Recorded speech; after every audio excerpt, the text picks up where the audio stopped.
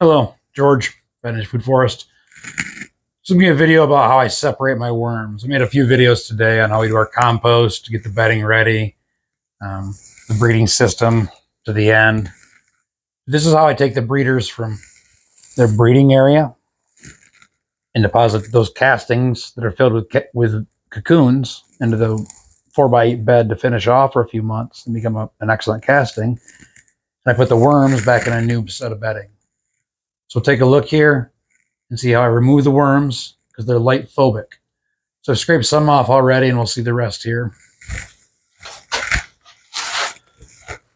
So as I pull these castings back, move you a little here, we'll see the worms underneath and they try to dive out of the light.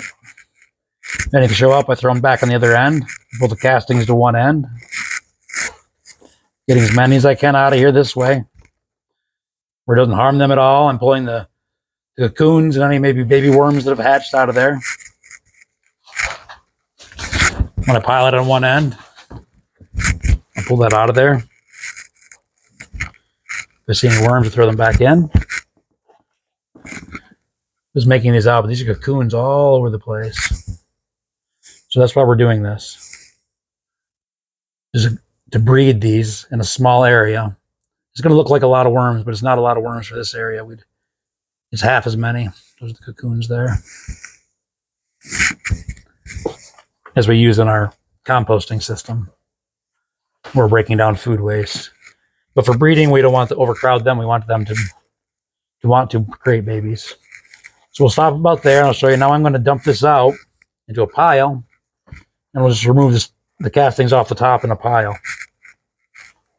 So we'll come back and have a look at that.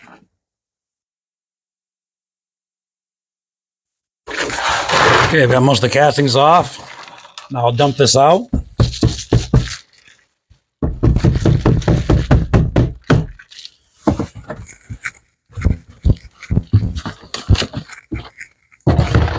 And I'll mound this up.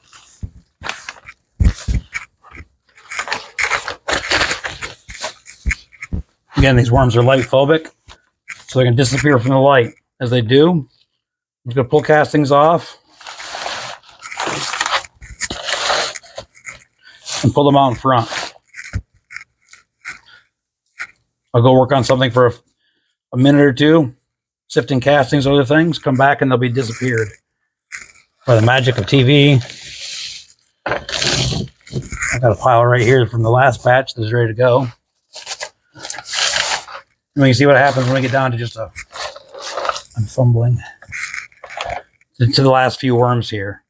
They're going to keep diving. I always show this on a high-speed camera. But they'll get down to this point. I can still remove the castings off of there. We're getting down just a worm ball. Just a ball of worms is left mostly. Then I'll take that.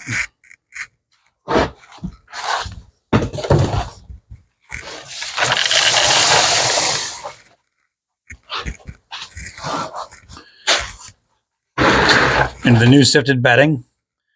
And that consists of thermophilic compost that's set static as long as possible, getting that fungal component, and wood chips that have sat here in piles for up to 10 years breaking down.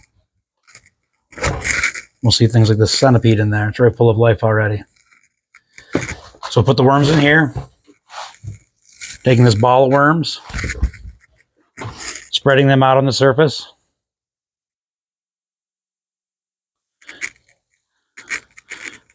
As they slowly disappear from the light because they don't like it. I'm going to add a lot of water. I'm going to wet it. But first I'm going to put some food on the top. Again, they can eat this compost. That's what they want. It's full of nutrients still. It's been broken down by the microbes, so now they can put it through their system because they don't have a mouth.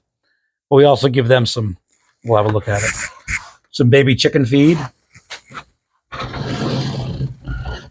some starter feed, organic starter feed, some granite rock dust, some dust in there I put for grit, and some other things like a neem seed meal, a little bit of fishbone meal, some langbonite, some alfalfa, stuff like that to get those nutrients into my castings. Again, that's why we have the best castings in the world. Or darn good anyways, honestly. I am very proud of them. It's almost a 6-month process from start to finish.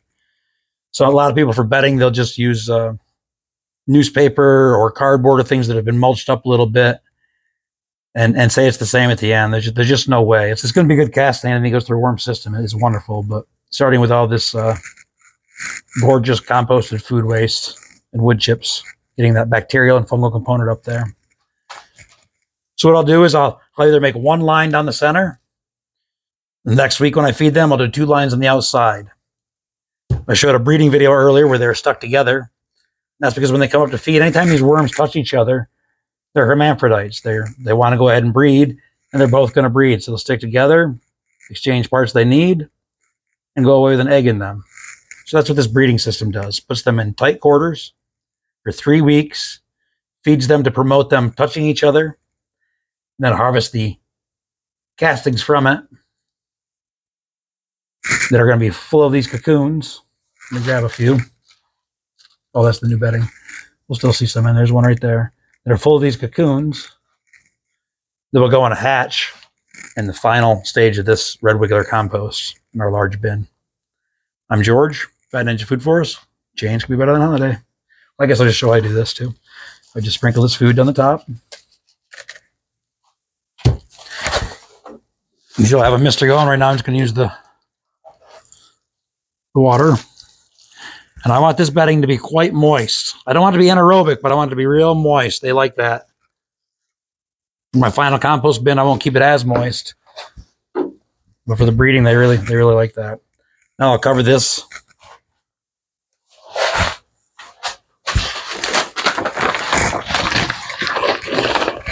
And put it back away for a week, for a 3-week process.